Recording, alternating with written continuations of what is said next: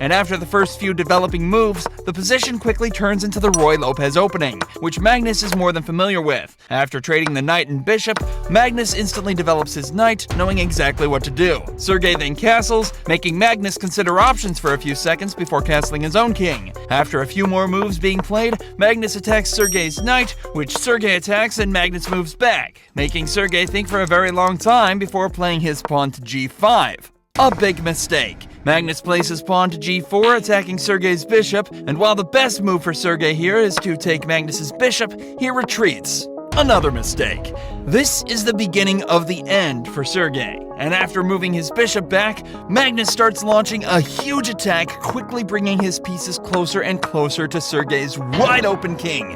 After Sergei moves his knight to e6, Magnus takes the open file, planning to use it to attack Sergei's king. Sergei knows he's in trouble. Now spending more time thinking, and after trading 2 knights and bishops, the two exchange a few more moves before Magnus trades rooks, bringing his queen in the game, which after Sergei attacks, Magnus plays queen g6 check, winning a pawn, and then winning a rook exchange. And after a few more shuffling pieces, Magnus delivers the final blow, moving his pawn to f6, which threatens checkmate after queen g7, completely destroying Sergei's chances at beating Magnus. But after the entire game, Magnus still had nearly 2 minutes left on his clock, spending only around a minute to defeat the Super Grandmaster. But this is nothing compared to Magnus's match with Fidemaster Espen Agdestein. Magnus starts with moving his pawn to g3, which Agdestein responds to with d5, the King's Fianchetto opening. After both players develop their starting pieces, Magnus strikes the center, moving his pawn to e4. A few more pieces are developed before both players castle, and a set of pawns are traded off.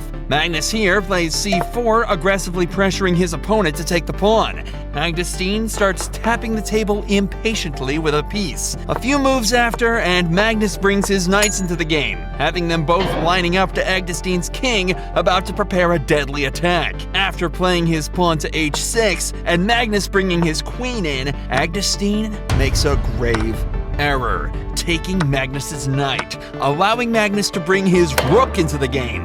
Magnus then lines up his rook to Agdestein's king, looking for checkmating possibilities. Agdestein then moves his king to h8, allowing Magnus to grab a free pawn before trading the knight and bishop, bringing his queen closer to Agdestein's king. Magnus is now just looking for the killer move, which he finds after moving his rook to g6, which after Agdestein thinks about, defends by moving his knight to f6, which does nothing. Magnus takes Agdestein's pawn with his bishop before forcing a trade in pieces, allowing Magnus to deliver a forced checkmate. Magnus Carlsen only used 18 seconds to destroy this chess master. But in Magnus Carlsen's next game, he was about to defeat Bill Gates, the richest man alive, while only using 12 seconds on the clock. Bill Gates, having the white pieces, confidently started with e4. Magnus responds by moving his knight to c6 before Bill moves his knight to f3. Magnus plays d5, quickly pressuring Gates to either take his pawn or be taken, which Gates responds to with a third option, defending the pawn with his bishop. Magnus starts with knight f6, adding more pressure on Gates' pawn, before the d and e pawns are finally traded off, bringing Magnus' queen into the equation. Magnus' pieces were starting to come active, while Gates' pieces seemed pretty passive. Gates then attacks Magnus' queen, which Magnus almost immediately moves out of the way. This move seems to confuse Bill Gates. Looking at the chessboard, not being able to see which move to play, it's in this position Bill Gates decides to castle. The worst possible move in the position, with Magnus' pieces already surrounding his king. Magnus plays bishop g3, putting a double pin on Gates' queen, while also threatening some nasty attacks.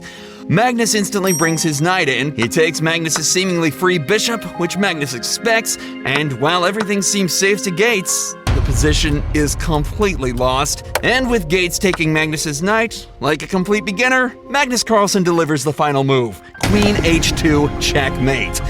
Oh, that was quick. Oh, that was bad. He managed to defeat the richest man in the world in only 9 moves, using less than 12 seconds.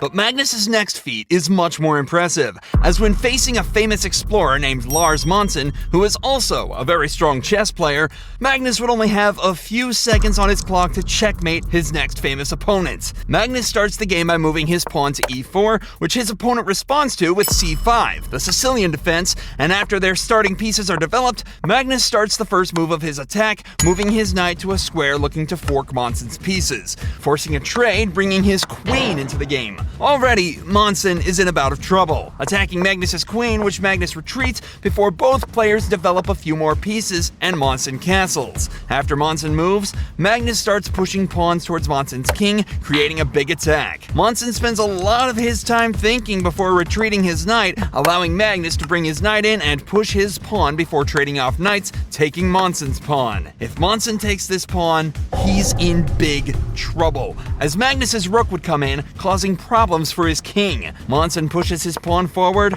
but Magnus brings his rook into the game before taking another pawn, then bringing his queen closer towards Monsen's king.